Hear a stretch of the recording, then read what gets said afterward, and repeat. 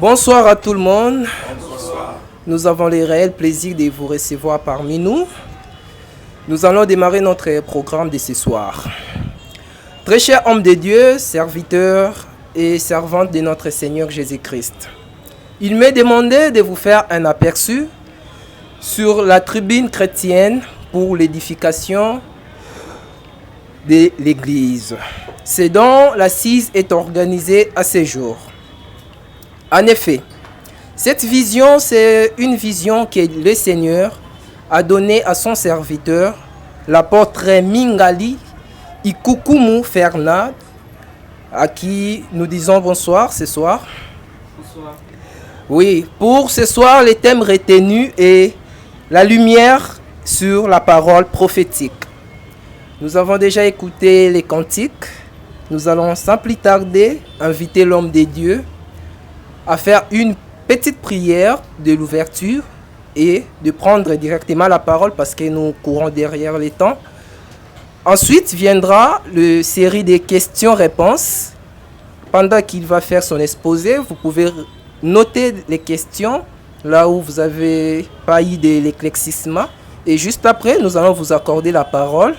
Et puis à la fin, il y aura l'agapé pour terminer notre soirée en beauté. Sans plus tarder, nous accordons la parole à l'intervenant de ce soir.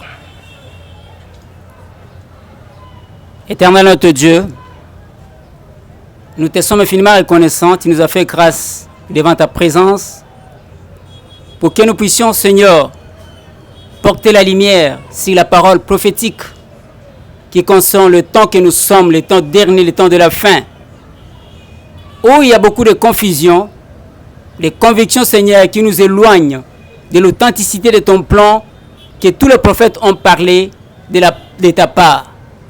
Nous voici venus l'heure où le Saint-Esprit veut nous communiquer cette lumière de façon que tous nous puissions prophétiser, non sans référence, mais avec la référence que tous les prophètes ont fait allusion avant de commencer leur mission. Nous te bénissons, sois avec nous et accompagne-nous, Seigneur, jusqu'à la fin, dans les noms puissants de Jésus. Ainsi nous avons prié. Amen. Ok, bien-aimés, notre tribune que nous avons ouverte à partir de l'édition J'étais à mon poste, que moi, l'apôtre Mingali, j'ai initié de façon à apporter la lumière sur la parole prophétique. La parole prophétique, ce n'est pas la prophétie don, mais la prophétie ministère. Et cette prophétie doit se conformer à tous les autres prophètes qui nous ont précédés. Depuis Moïse jusqu'à Jean, qui a eu la révélation sur le plan de Dieu qui concerne le rétablissement de toutes choses et le règne de son Fils Jésus-Christ. La Bible déclare que la parole prophétique dont nous faisons allusion n'a jamais été une interprétation particulière. Cela veut dire qu'il y a beaucoup d'interprétations, il y a beaucoup de gens qui s'élèvent, je suis apôtre, je suis prophète, et qui osent de parler de la part du Seigneur. Mais cette prophétie qu'ils amènent peuvent nous écarter loin de la référence de tous les prophètes qui ont été avant nous. C'est pourquoi l'apôtre Pierre a insisté que la parole prophétique n'a jamais été une interprétation particulière. Pourquoi? Puisque ce n'est pas de la pensée de l'homme. Ce plan plutôt, révélé par la parole prophétique, ne vient pas de la pensée de l'homme. Pour dire que ce ne sont pas des choses qui sont montées au cœur de l'homme, mais ce sont des choses idéales qui viennent de la pensée idéale de Dieu. Cela veut dire que c'est Dieu qui est l'auteur de ce plan par le Saint-Esprit et il a engagé le prophète. Depuis Moïse jusqu'à la fin, jusqu'aux deux témoins qui viendront, personne ne peut parler autrement. Mais ce qui attire mon attention dans la prophétie, c'est que l'apôtre Pierre l'a dit, que cette parole n'a jamais été une interprétation particulière, mais c'est poussé par le Saint-Esprit que les gens parlaient de la part. Cela veut dire qu'il faut que le Saint-Esprit t'engage, te révèle ce plan, alors tu auras le droit d'aller prophétiser. Autrement, tu vas prophétiser en dehors du contexte. C'est ce que nous sommes en train de vivre aujourd'hui.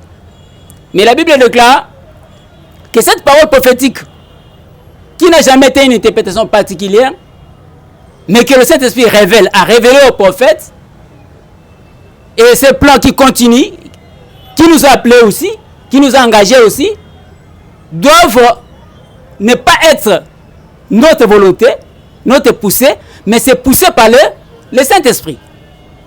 Et cette parole, ça c'est la nature de cette parole prophétique. Elle doit venir du Saint-Esprit, et elle doit révéler le plan de Dieu, depuis l'éternité. Ce plan pour lequel Adam avait été créé, ce plan pour lequel Jésus-Christ est venu, les prophètes ont servi jusqu'à son accomplissement. Et Pierre dit encore que cette parole prophétique, nous la tenons comme une lampe. Une lampe qui brille au sein du ténèbre. Jusqu'à ce que l'étoile bien du matin s'élève. Cela veut dire que Jésus a dit qu'il est sous la lumière. Il a éclairé le monde, mais le monde ne veut pas récit. Il est mort, il est monté à la droite du Père, là où il intercède, mais il va encore revenir avec sa lumière au temps du soir. Donc, il a introduit cette lumière, mais il va aussi l'accomplir quand il va revenir dans sa gloire. Tous ces plans révélés par la parole prophétique, que tous les prophètes ont servi, cela veut dire que quand on t'engage, tu dois avoir un plan. Ésaïe a déclaré que tu m'as appelé, tu m'as envoyé, mais que dirais-je? Il a discuté avec le Seigneur jusqu'à ce que le plan lui ait été révélé. Que dirais-je?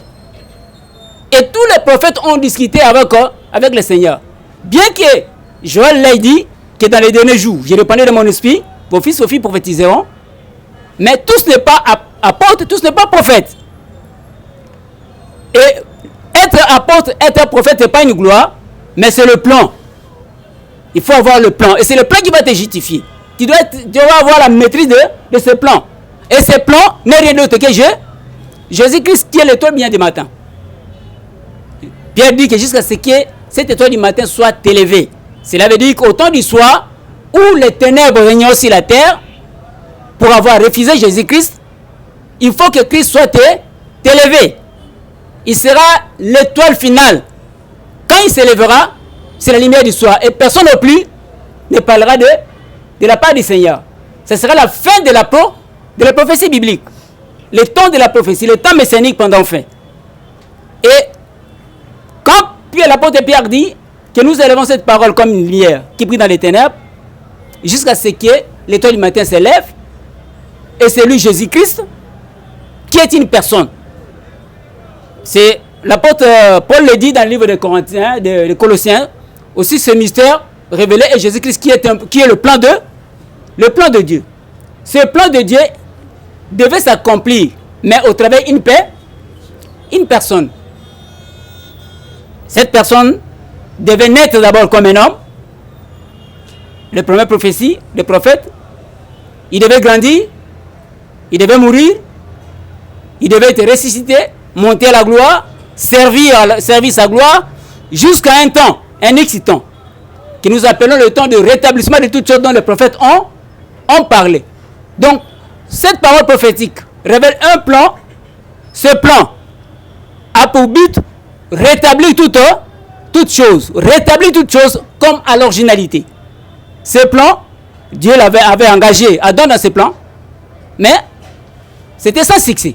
Il a engagé les prophètes sans succès, jusqu'à ce que Jésus-Christ est venu selon le plan de Dieu. Donc Jésus-Christ est lui-même le plan. Donc il faut que Jésus-Christ nous soit révélé pour que nous puissions comprendre pourquoi il est le plan. Donc toute la vie de Jésus-Christ était remplie de prophéties. Sa naissance, prophétie. Sa croissance, prophétie. Sa mort, prophétie. Son ministère, prophétie. Sa mort, prophétie. Son ascension, prophétie. Sa gloire, prophétie.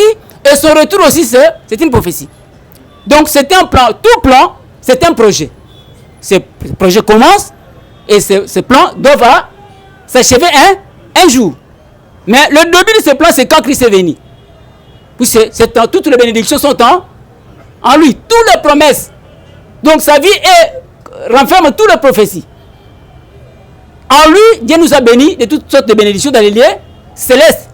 Non seulement pour réunir le monde, mais pour nous réunir aussi avec le ciel. C'est pourquoi la Bible déclare que en lui, Dieu a voulu nous bénir afin de réunir toutes choses, ceux qui sont au ciel et sur la terre. Donc, ce plan a pour un but, c'est de rétablir le monde. Ramener le monde séparé avec lui et commencer un monde nouveau qui sera composé de justes, qui seront justes, qui vont former une famille avec les anges, des hommes créés à son image et à sa ressemblance. Donc c'est en Christ que Dieu a voulu faire toutes choses nouvelles, comme l'apôtre Pierre est en train de le dire.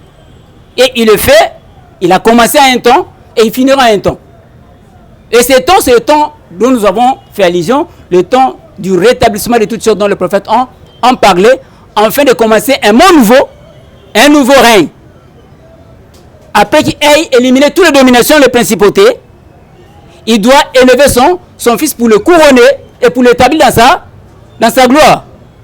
Mais pour rétablir toutes choses, il y a un élément qui doit se faire. Il doit faire de tous ses ennemis ses marchepieds. Puisqu'il veut commencer un monde nouveau. Il veut commencer un monde nouveau avec un nouveau roi juste, établi selon, non la volonté de l'homme, mais selon lui, pour qu'il soit couronné de l'éternité en éternité, car son règne n'a pas de fin. Donc, Paul le dit, fait allusion de ce que je suis en train de dire dans le livre de 1 Corinthiens 15, que Christ doit régner. Mais quand, jusqu'à ce qu'il ait mis ses ennemis, ses marche-pieds. Et le dernier ennemi qui sera de tout cela, c'est la mort. Il a illustré la mort comme le dernier ennemi, mais il y a d'autres ennemis. Donc le rétablissement de tout ce qui est le carrefour de l'accomplissement de tous les prophètes ont prophétisé voyant ce moment-là, où Dieu devait rétablir toutes choses, réunir toutes choses, sanctifier toutes choses, et restaurer toutes choses comme au commencement, pour que la fin de la mission de Christ soit accomplie et que le succès et la gloire de Christ lui soient donnés. C'est pourquoi il dit dans le livre de Jean 17 que Père, révèle ma gloire. Donc tu dois révéler ma gloire au monde, qu'il sache que c'est en moi que tu dois accomplir toutes choses. Donc, moi je t'ai donné ta gloire, toi aussi tu dois me donner ma gloire. Et cette gloire-là, c'est la gloire éternelle qui donne la vie éternelle à quiconque comprend ce plan et s'intègre dans ce plan-là, automatiquement, il devient héritier de la gloire de Christ, il devient co-héritier et il va hériter la gloire avec le Seigneur. C'est pourquoi on dit que Christ, il est l'étoile bien dit du matin. Donc, le rétablissement de toutes choses, c'est le moment où le Seigneur va accomplir tout. C'est pourquoi l'apôtre Pierre dit aux Juifs que c'est Jésus que vous avez refusé là, Dieu l'a élu, il l'a choisi. Pourquoi il l'a choisi? Il a préparé, il a gardé au ciel et il a un plan pour l'établir comme un juge afin de dominer, de régner. Et c'est lui que vous avez refusé, mais Dieu l'a établi juge. Donc c'est pourquoi vous devez vous repentir. Pourquoi? Puisque le salut est plus près de vous. Mais il doit rester au ciel jusqu'au temps du rétablissement de toutes choses dont les prophètes ont parlé. Il a donné un signe qui doit être un signe capital pour l'eschatologie. Donc, Christ doit rester au ciel jusqu'à un point X. C'est au temps du rétablissement de toutes choses dont les prophètes ont parlé. Cela veut dire que jusque-là, Christ se révélera en nous. Il a servi dans ce plan comme un avocat, mais il va servir un jour comme un juge. C'est pourquoi Ésaïe a dit que je vous ai annoncé les premières choses, elles sont accomplies, mais il reste maintenant les choses à venir que vous ne connaissez pas. Et Jésus avait dit, vous ne connaissez ni l'heure, Mais il a donné des signes. Au temps de Noé, il n'y avait pas de signes. Mais Noé avait une foi fondamentale, parfaite, et il s'est mis à construire l'arche. Mais nous, à notre temps, nous avons des signes. Et nous vivons des signes. Nous sommes nous-mêmes des signes. Et des présages. Mais, dans tout ce que nous sommes en train de faire, ça ne prouve pas que nous nous sommes avertis. Et la Bible dit qu'il faut ajouter à votre foi que vous avez la science. Donc, nous avons tout intérêt de connaître les choses à venir. Et ces choses à venir, c'est la parole prophétique qui annonce le retour de Christ et le signe du temps et le rétablissement de toutes les choses dont les prophètes ont parlé. Donc c'est ça le point qui nous a intéressés, qui nous permet d'ouvrir la prophétie et de voir si cette prophétie, la nôtre, ou la prophétie des autres qui travaillent dans le corps de Christ, se conforme au plan de Dieu selon que les anciens prophètes ont parlé, depuis Moïse jusqu'à la fin. Mais mon constat est que ces gens ne se sont pas vus. Chacun a son temps. Les gens sont venus après. Jésus-Christ est venu après. Le Saint-Esprit a annoncé ces choses-là. Mais chacun a son temps. Mais je n'ai pas vu la contradiction dans leur message. Donc j'ai vu que et les Pierre et les Joël, tout le monde ont parlé conformément au plan de Dieu révélé à Moïse. Mais ils ne se sont pas vus. Mais nous sommes les contemporains. Mais chacun parle son langage. Or, avant que Jésus-Christ vienne, il doit se révéler totalement à l'épouse pour que nous parvenions à revenir à la même parole, à la même connaissance, qui va nous donner une même foi, que nous sommes unis, sans pour autant qu'il y ait séparation. Chacun dans son coin, il parle de sa façon. La Bible déclare, Jésus a dit, je me suis révélé en eux, je le ferai encore. Si la première révélation de Christ comme fils de Dieu, les gens ne l'ont pas reçu, mais quand il va venir comme le fils de Dieu venant dans la nuée, tout le monde le verra et seront convaincus réellement celui que nous avons rejeté et le Messie devait venir. Donc c'est par là que nous mettons un point sur notre introduction de ce soir sur la parole prophétique. L'apôtre Pierre dit, non, c'est l'apôtre Jean qui l'a dit dans le livre d'Apocalypse, que si vous lisez cette parole prophétique dans vos églises, il y a beaucoup d'enseignements, mais la parole prophétique est comme la lampe, comme un boussole. Si vous le lisez dans vos églises, à chaque instant, vous aurez plutôt la bénédiction qui est dans cette prophétie. Et cette prophétie, c'est une richesse, puisque c'est la fin. C'est là l'objectif de notre foi, et c'est là notre héritage. C'est ce que nous attendons, c'est notre couronnement. C'est le but même de notre appel. Si nous mettons ces choses à côté, notre foi sera une foi qui n'aura pas de fondement. Pour que notre foi soit forte, il faut que cela soit appuyé par la parole prophétique. Ça statue, ça donne la force, ça met des garde-fous pour nous conserver dans l'amour du Seigneur. Et cette parole ne ratera pas. Jésus revient, c'est certain. Quand moi j'étais dans mon poste, il m'a convaincu, il m'a fait voir ces choses-là et il m'a dit de l'écrire, comme il avait dit à Jean. C'est certain. Pourquoi? Parce que la parole de l'homme peut passer, mais la parole de Dieu ne pourra jamais passer. Il a dit ça dans Matthieu 24 et Luc 21. C'est une parole faite avec ses serments. Et le serment est irrévocable. Et ce serment ne c'est pas le serment d'un homme. La Bible dit qu'il a juré par lui-même que tout genou fléchira devant et toute bouche confessera, toute langue, tribu, confessera que Jésus est Seigneur et prêtera serment à mon nom. Là, nous mettons un point. Je crois que c'est ça, le résumé de la parole prophétique que nous aurons à détailler dans tous nos tribus, que nous allons commencer à monter. Le premier tribu, nous avons fait allusion à la nature de la prophétie, qui est la parole de Dieu, qui révèle le plan de Dieu, que Dieu a promis et qui va accomplir, qu'il a, selon son plan, le conseil de sa volonté, il a arrêté ses plans, il a juré, et les serments, vous savez vous-même. Même si nous n'avons pas la foi, même si nous ne croyons pas en Dieu, mais si Dieu fait serment, si quelqu'un te promet avec serment, cela veut dire qu'il t'a rassuré qu'il neige ou qu'il pleuve, et Dieu a juré par lui-même. La Bible dit qu'il n'a pas juré, il n'a pas quelqu'un qui est plus grand que lui, pour qu'il puisse jurer en son nom, de façon que s'il avorte cette promesse-là, qu'il soit poursuivi. Mais comme il est le Tout-Puissant, au-dessus de lui, il n'y a pas un autre Dieu, il a juré par serment en lui-même. Je jure. Et Jésus, dans l'Apocalypse, dit, je reviens bientôt. Donc, vous avez le temps de poser des questions à partir de ces résumés pour que l'opinion qui nous suit soit éclairée. Et je salue mes amis apôtres et prophètes.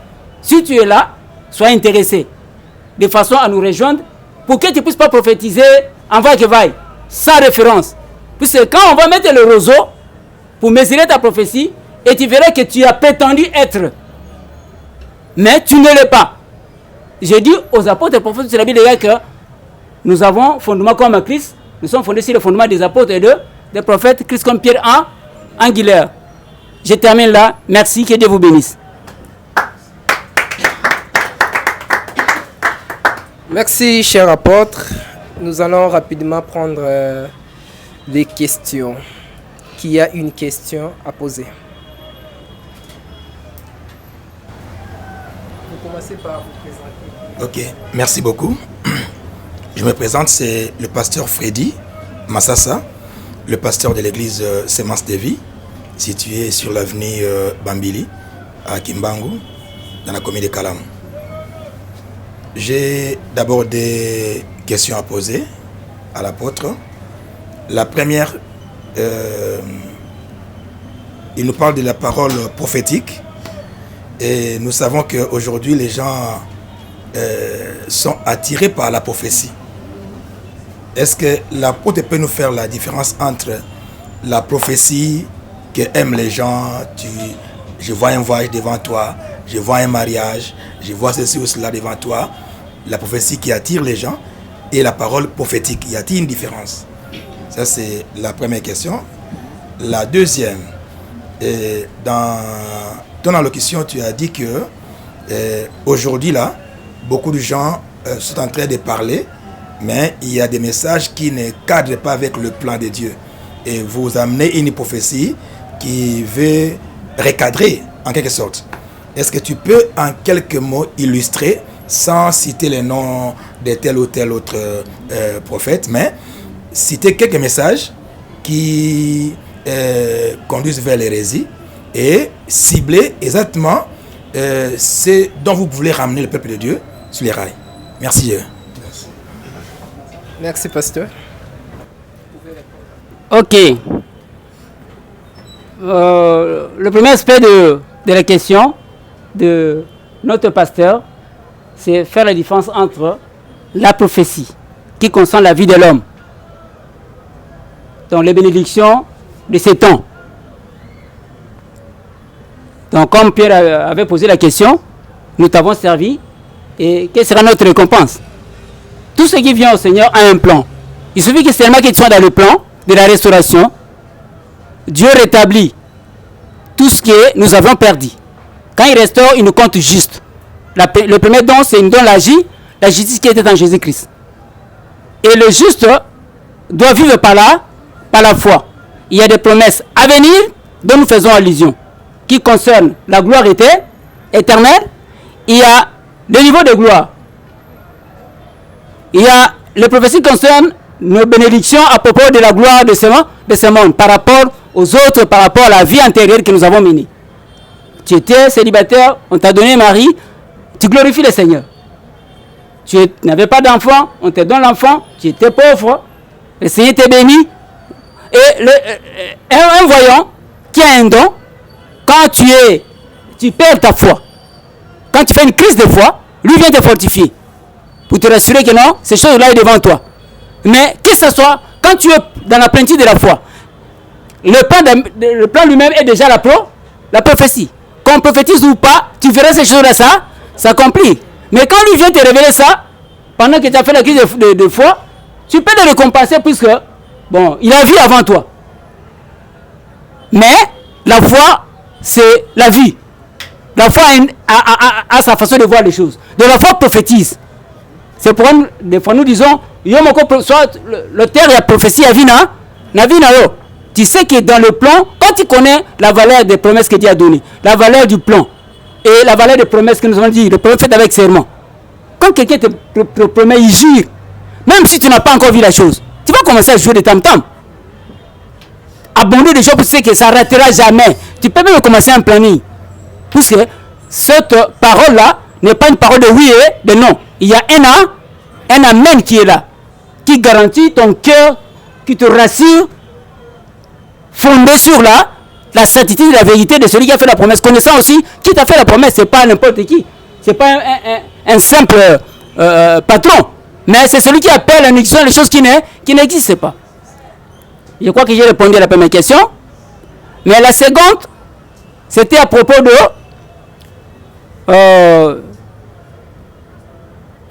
ce que j'apporte comme lumière et qui n'est pas.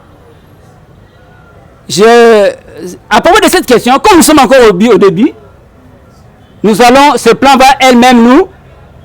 Je ne vais pas citer les noms des gens, mais quand nous allons commencer, je crois que dans l'autre tribune 2, nous allons entrer en profondeur et nous allons commencer en mettant le roseau, tout un chantier apôtre prophète là où il est. Il va découvrir que, moi j'avais bien commencé, peut-être je ne vais pas saisir, puis arriver à ce point-là. Pourquoi? Puisque nous allons étaler le plan du retour de Christ et le signe du temps. Nous allons parler du rétablissement de toutes choses qui est le point central et nous, à partir de ça, nous allons mettre le signe du temps. Parlons de l'enlèvement par exemple. Parlons surtout l'enlèvement. Donc je venais de dire que toutes les prophéties qui sont une bénédiction pour les Juifs, secondement pour les nations, auront leur plein accomplissement dans le rétablissement de toutes choses. Donc il n'y a pas une prophétie qui devait s'accomplir avant le rétablissement. Non. C'est un moment capital. Si le Seigneur t'enlève et t'amène dans ce moment-là, tu verras. Et tous les prophètes, leur fin, c'est là. C'est là où tout sera accompli. Donc cela veut dire que ce soit l'enlèvement, que ce soit notre communion avec le Seigneur, notre communion, juif ou nation, unis dans la foi, c'est à ce moment-là du rétablissement que tous les prophètes ont parlé. Et ce message est rarement prêché dans l'église. Quand Pierre a demandé à Jésus-Christ dans Matthieu 19 que j'ai tout quitté. La pêche, mais je te suis. Moi, je suis un papa, j'ai des enfants. Mais qu'est-ce que je vais récolter après t'avoir suivi? Jésus lui a dit, dans ce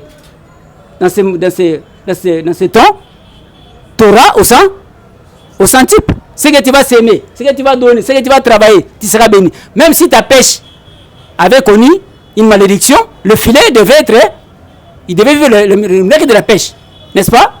Mais, en plus de ça, au moment du rétablissement, au temps du rétablissement de toutes choses, quand moi je serai assis dans mon trône maintenant, il le amène maintenant au moment du rétablissement. Quand moi je serai assis, je vais rétablir toutes choses. Il sera assis à mon trône, commencer mon règne. Après avoir fait tous mes ennemis de marche-pied, toi tu seras avec moi. Donc, c'est là alors le point que nous allons commencer à évoquer. Puisque ça donne beaucoup. J'ai senti un mauvais son par rapport au son que j'ai entendu quand j'étais à mon poste. Et j'ai vérifié, j'ai vu que tous les prophètes ne parlent pas de la même façon que ces gens-là. Le langage là, ça craque un peu. Maintenant, il faut apporter la lumière pour que nous puissions servir le Seigneur avec assurance et prêcher le retour de Christ comme les apôtres l'ont prêché avec toute assurance, avec connaissance, avec maîtrise. Non comme quelqu'un qui t'attend, qui laisse les gens en suspense. Mais tu dois atterrir et l'atterrissage c'est dans le prophète, dans le rouleau et dans le plan de Dieu, conformément à ce que les prophètes ont dit. Moi j'ai fait un effort de réunir tous ces prophètes-là en Moïse. Je salue le Seigneur. Je glorifie le Seigneur pour ça. Donc je crois que tout le monde aussi, quand nous allons commencer à le faire, ils vont emboîter les pas. Merci beaucoup. Voilà. Je ne sais pas s'il y a une autre question. Nous allons rapidement. Oui, voilà.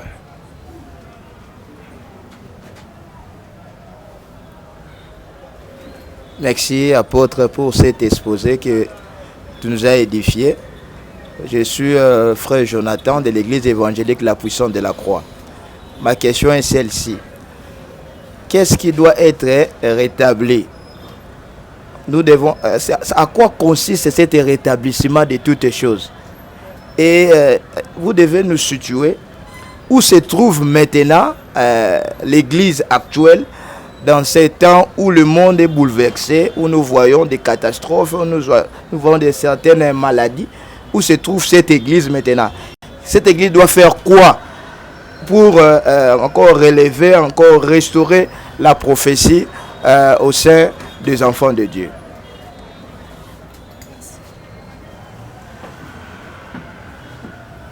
Ok, c'est facile. Tout est dans le plan de Dieu. Christ est le plan de Dieu. Depuis qu'il est mort jusqu'à son retour, c'est le plan. Et nous sommes conséquents, nous sommes la conséquence de ces plans-là. Donc tout chrétien, il est conséquent de ce que Christ a fait sur la croix de Golgotha. Nous étant chrétiens, nous avons reçu sa justice et nous devons vivre par la foi. La foi, c'est d'abord, j'aime beaucoup mon associé que j'appelle Habakkuk. C'est lui, avant même que Paul dise que les justes vivent par la foi, c'est lui qui a commencé. C'est un prophète qui a parlé de la foi, qui a démontré la foi. Et il n'y a pas la foi sans la justice. Il n'y a pas la justification sans la condamnation. Si nous sommes justifiés, c'est par rapport au jugement. Si Christ il est venu comme un avocat, c'est plus qu'il y a le jugement. Malgré que tout est entre ses mains. Donc l'église actuelle, puisque le Seigneur dans son plan ne fait rien sans révéler son secret à ses serviteurs, apôtres et prophètes. S'il vient apporter la lumière, cela veut dire qu'il voit qu'il n'y a pas la lumière. S'il vient amener révéler notre foi, au travers de sa promesse faite avec serment authentique, c'est juste pour édifier notre foi. Et Christ a dit, quand je vais revenir, trouver la foi. Pourquoi? Parce que l'amour de beaucoup, c'est le fadiga. Or, l'amour, c'est Christ, c'est la vie, c'est la peinture de Christ en nous. Le plus grand commandement, d'abord, c'est aimer de tout son cœur. Christ étant l'amour, quand il vient en nous, il nous donne les capacités de faire la volonté de Dieu et de le servir, comme nous venons de le chanter. Cet amour-là doit déborder jusqu'à nous abandonner totalement à Dieu avec tous nos cœurs, comme il a déclaré. Mais il y a des amours. Il y a l'amour propre ou l'amour du monde et l'amour de Dieu. Si aujourd'hui l'amour de Dieu, la gloire de ce monde, voit l'intelligence de l'Église, nous devenons comme Samson. Automatiquement, nous perdons foi et nous chutons par rapport au niveau, à la position que le Seigneur avait voulu nous placer. Donc l'Église aujourd'hui est en chute. La foi est en chute. Il y a une crise de foi, de la foi authentique, qu'il appelle la foi parfaite, qui est l'instrument de tous les prophètes. Et cette foi parfaite, l'amour parfait, c'est la révélation de Jésus-Christ. La pensée, ses sentiments, ses ambitions. Il est venu pour quoi? Mourir pour quoi? Il poursuit quoi? À la croix, tout ce qu'il a subi là. Le but était quoi? C'était la gloire. Le but de Christ devait d'abord souffrir et puis entrer dans sa gloire. Ce n'est pas la gloire de ce monde qui va pâlir. Isaïe a dit la gloire de ce monde va passer. La gloire de ce monde est comme l'herbe. Mais c'est la gloire éternelle qui nous donne l'identité d'un homme, des enfants de Dieu, des citoyens célestes. Aujourd'hui, nous glorifions un bon citoyen chrétien. L'évangile fait de bons citoyens aujourd'hui. Mais Paul dit aux Romains qu'après ça, puisqu'il y a des juges, il y a des magistrats qui nous justifient, nous avons de bons citoyens. Nous obéissons à des lois. Mais plus que ça, il faut poser la question à quel temps nous sommes. C'est l'heure de nous réveiller enfin du sommeil, car la nuit est avancée et le jour approche où Christ va laisser son sacerdoce, changer le sacerdoce. Ce jour-là, il va venir comme un juge. Et il apparaît d'abord dans la nuée, tout homme le verra dans la nuée, et il va changer comme, nous disons, l'éclipse. Après la nuée, tout homme le verra. On peut le voir. Mais quand il va changer comme l'éclat du soleil, en plein midi, personne n'aura le temps de le voir. C'est pourquoi à la montagne de transfiguration, ceux qui ont tenté, quand Christ a révélé cette gloire à venir, et tout le monde était tombé en terre. Personne ne peut voir la gloire de Dieu comme ça. Non. Même Moïse il a voulu voir la gloire de Dieu. On lui a dit non. Personne ne peut me voir et vivre. Ce n'est pas dans ses corps qu'on peut voir la gloire éternelle. Il faut travailler maintenant son corps pour le salut comme Christ a travaillé son âme. Dans Isaïe 53:11. À cause du travail de son âme. Afin de récolter, d'avoir le rang de grand au ciel et sur la terre. Et réunir toutes choses. Donc, je crois que j'ai répondu à cette question. L'autre question. Encore une question. je crois, la tribune de l'édification de l'Église touche déjà à sa fin. Nous rappelons que le thème d'aujourd'hui était la lumière sur la parole prophétique. 2 points étaient à l'ordre du jour, à savoir la nature de la parole prophétique, le but de la parole prophétique. L'apôtre a exposé à long et à large. Nous avons tous compris, le message est beaucoup plus ciblé pour les prophètes, les apôtres et les serviteurs de Dieu. Voilà, nous sommes arrivés à la fin. Nous allons demander à l'apôtre de faire la prière de la clôture. Et juste après, nous allons partager même une bouteille de l'eau sucrée. Et puis, nous allons retourner à nos demeures respectives. Je vous remercie et puis je donne la parole à l'apôtre. Ok. Je crois que nous sommes à la fin. Ce n'est que le début, c'est le tribune numéro 1. Nous aurons le tribune numéro 2 jusqu'à ce que nous puissions épuiser toute la richesse qui est dans la parole prophétique. Et cette richesse aussi est inépuisable. Mais nous allons creuser. Donc, dans toute cette vérité, cette lumière de la parole prophétique, nous avons tout mis dans un livre. Le livre est déjà écrit, mais n'est pas encore publié. Je crois qu'à la longue, quand le travail de préface va prendre fin, le livre sera publié et là nous avons tout écrit sur la prophétie. Tu vas creuser, tu peux creuser. Si tu es un bon creuseur, tu vas trouver l'or qui est caché dedans. Et je crois que au moment opportun, quand ce livre sera publié, vous serez informés et soyez branchés avec nous, vous qui nous suivez dans le YouTube, dans le Face et dans d'autres médias. Que le Seigneur vous bénisse.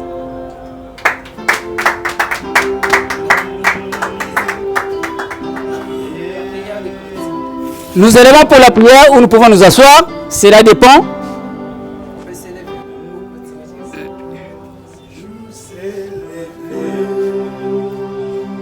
Et nous a visité. Voici de temps nouveaux. Chantons gloire à l'agneau. Nous recevons de Christ ce qu'il avait promis, le Saint-Esprit est là. Le Saint-Esprit est là.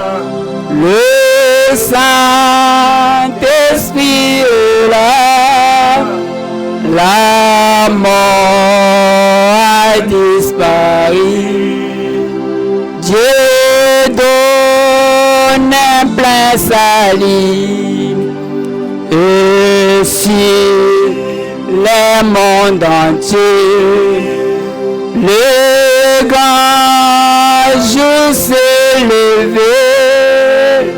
Le Saint-Esprit est là. Mosungi azali,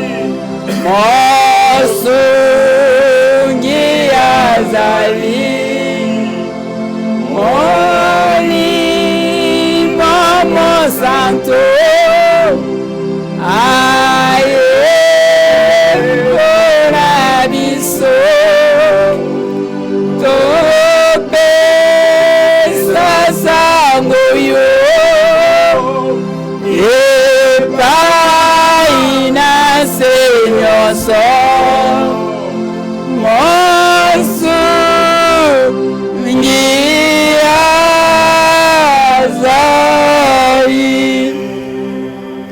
Nous te bénissons en ton de Père. En Joël, tu l'as déclaré que dans les derniers jours, tu répandras de ton esprit ici toute chair.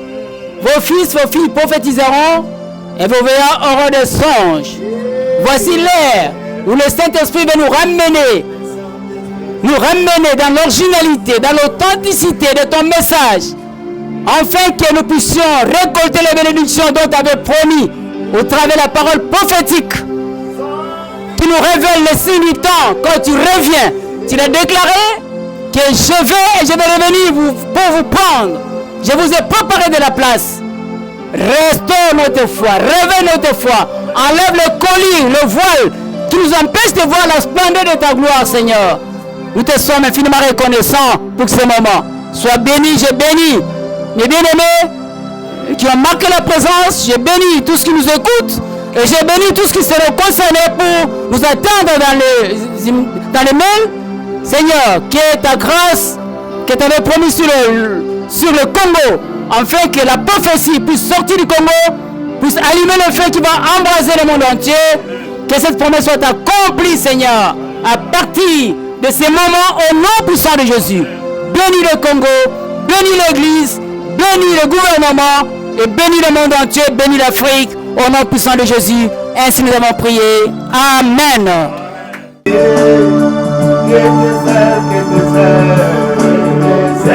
Amen.